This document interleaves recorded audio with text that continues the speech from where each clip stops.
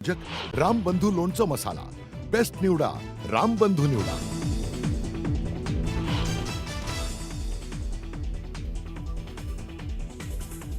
अहमदाबादमधील विमान दुर्घटनेत 265 जणांचा मृत्यू। एअर इंडियाच्या विमानातील 241 जणांचा होरपळून मृत्यू। विमानाच्या अपघातस्थळी बचाव कार्य पूर्ण। विमान दुर्घटनेनंतर आता मृतदेहांची ओळख पटवण्यासाठी मोठी कसरत। मृतांच्या कुटुंबियांचेही डीएनए सॅम्पल घ्यायला सुरुवात। डीएनए रिपोर्ट आल्यानंतर मृतदेह संबंधित कुटुंबियांकडे सोपवणार।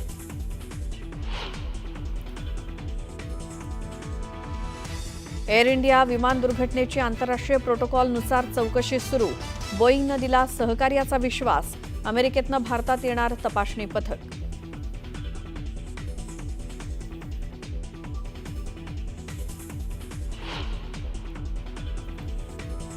अहमदाबाद विमान दुर्घटनेत बासवाडातील एका डॉक्टरनं संपूर्ण कुटुंब गमावलं। उड्डाण करण्यापूर्वीचा अखेरचा व्हिडिओ समोर।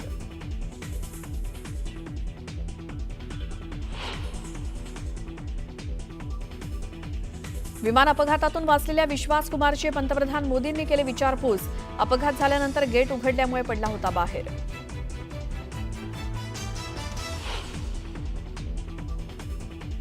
पंतप्रधान मोदींकडनं विमान दुर्घटनास्थळावरती जाऊन पाहणी। सर्वात मोठ्या दुर्घटनेसंदर्भात घेतली स्थानिक प्रशासनाकडनं माहिती।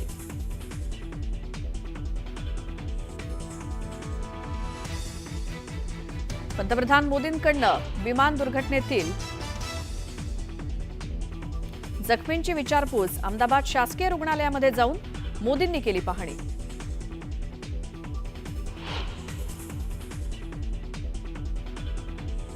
अपघात झालेल्या विमानाचा ब्लॅक बॉक्स सापडला।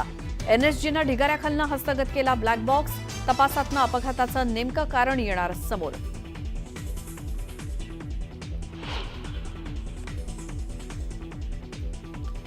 अहमदाबादमधल्या विमान दुर्घटनेवर रिलायन्स उद्योग समूहानं व्यक्त केलं दुःख। संकटसमयी रिलायन्स परिवार सरकारच्या पाठीशी आहे असं म्हणत मृतांच्या कुटुंबियांप्रती व्यक्त केल्या संवेदना।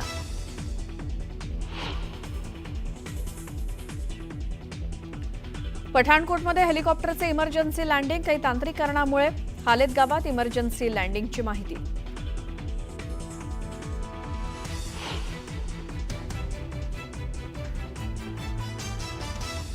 कोल्हापूरच्या ओढ्यातून वाहून गेलेल्या शाळकरी विद्यार्थ्याचा मृतदेह सापडला। ओढा ओलांडत असताना पाण्याचा अंदाज न आल्यामुळे 11 वर्षीय शाळकरी मुलगा गेला होता वाहून।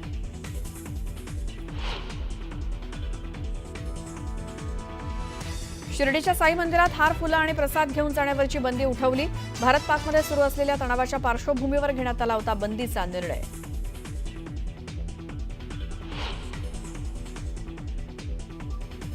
सोलापुरात झालेल्या मुसळधार पावसामुळे उसे आणि कासेगावचा संपर्क तुटला। ग्रामस्थांचा ओढ्यातून जीवघेणा प्रवास।